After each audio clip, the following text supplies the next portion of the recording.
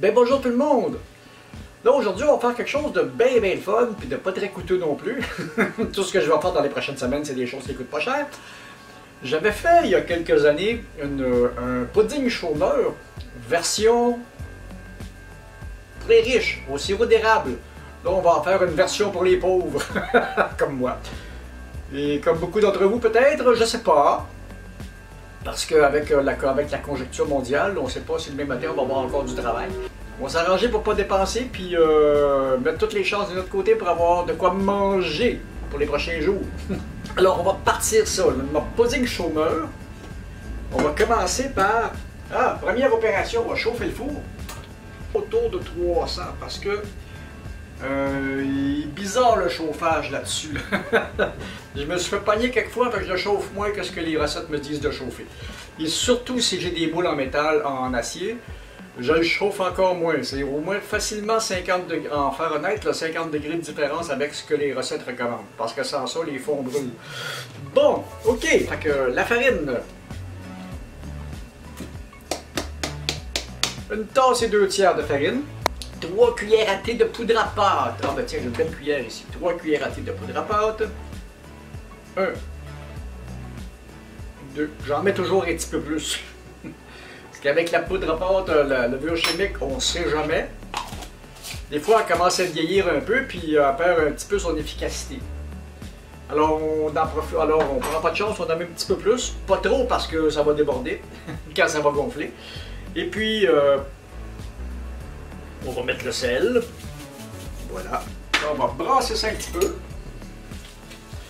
Parce que ça, c'est l'opération à sec. Ça, il reste l'opération à chaud à faire. Avec les mélanges à gâteau, c'est toujours comme ça. On fait un mélange où on assemble nos ingrédients secs. Puis après ça, on fait un autre mélange où on assemble nos ingrédients mouillés. Voilà, les ingrédients secs, c'est ça. Maintenant, on va prendre un autre beau bol. Ce que j'aime mes beaux bols en acier inoxydable. Là, je vous donne pas les ingrédients vraiment parce que je vais mettre la recette dans la description en dessous de la vidéo, comme d'habitude. Là, j'ai besoin d'un quart de tasse d'huile. Normalement, j'aurais pu prendre de l'huile d'olive comme d'habitude, mais c'est trop cher. On y va avec de l'huile pas chère. L'huile de canola. Disons un quart de tasse. Et... l'huile.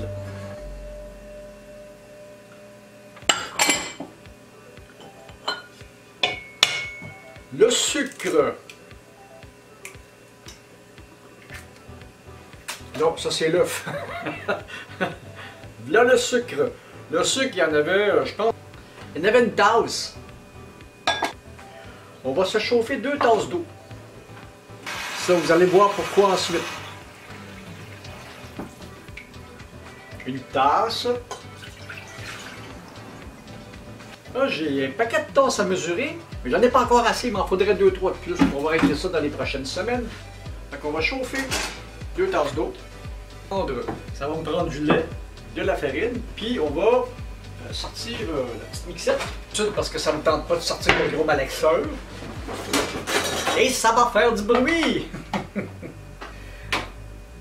Oui, alors c'est parti, on va blanchir ça. Le mélange blanchi. Maintenant, on va mettre un petit peu de farine.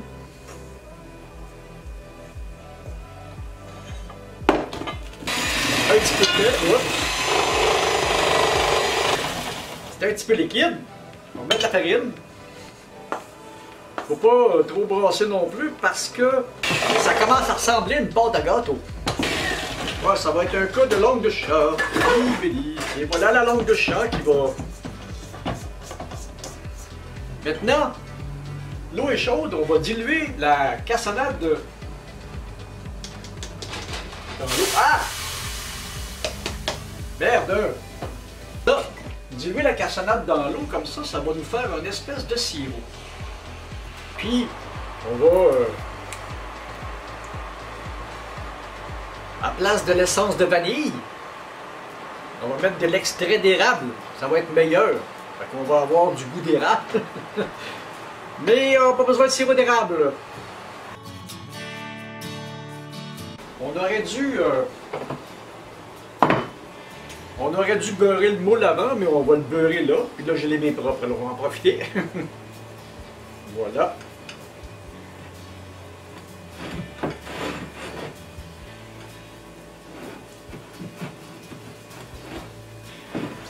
OK. Alors voilà, ça prend le beurre aussi dans ce mélange-là. OK. J'avais oublié de mettre le beurre dans le mélange ici, là. On dissout tout ça ensemble. Voilà. J'ai l'impression que ça va être bon. Là, je suis la recette à la lettre. Maintenant, passons aux choses sérieuses. Le four est chaud. L'espèce de sirop est prêt. Mon mélange est prêt. Alors, c'est parti pour... voilà, comme ça. Là, il faut que je fasse vite parce que ça commence déjà à gonfler.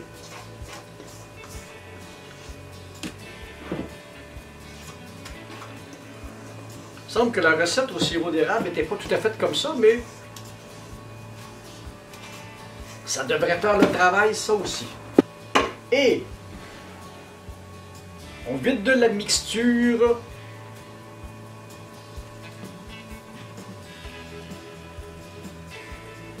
Sur le gâteau. J'ai hâte de voir ce que ça va donner. Pas assez grand, mon moule. On va essayer ça comme ça. Et on enfourne.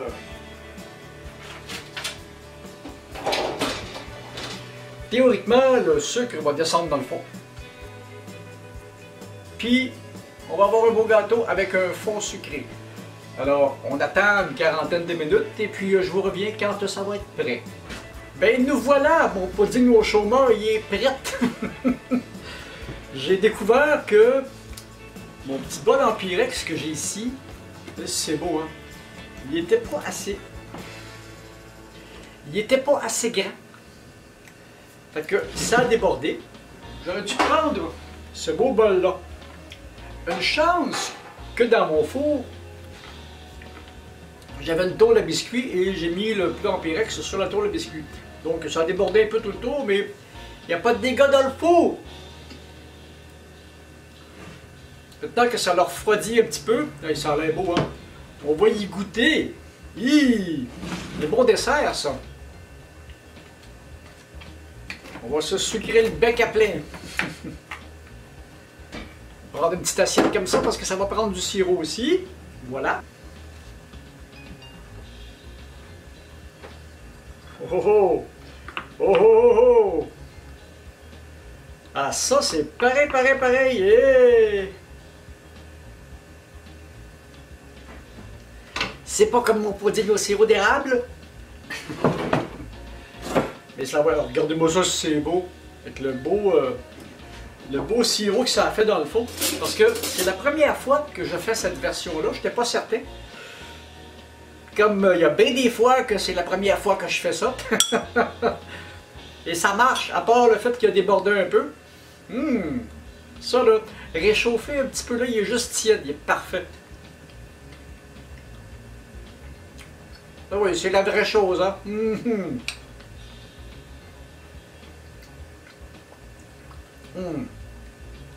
Et c'est encore une version, qui coûte pas cher à produire, ça non plus. Naturellement, quand on les fait,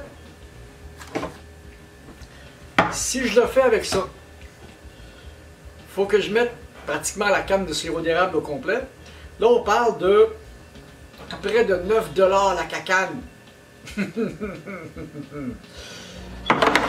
Trop cher. Alors, avec la cassonade, pour à peu près 3 piastres de cassonade, je peux faire pas mal de gâteaux comme ça. Alors,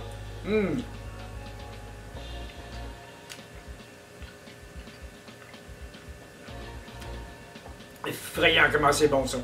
Alors, c'était la vidéo pour aujourd'hui. C'est mon petit dessert.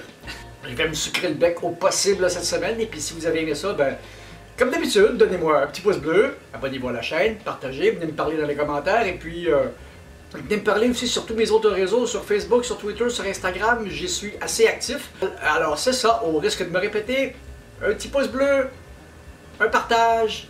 Et puis, venez me parler dans les commentaires. Puis, je vous laisserai la recette aussi, comme d'habitude, dans la description en dessous de la vidéo. Salut! Moi, je vais aller me sucrer le bec.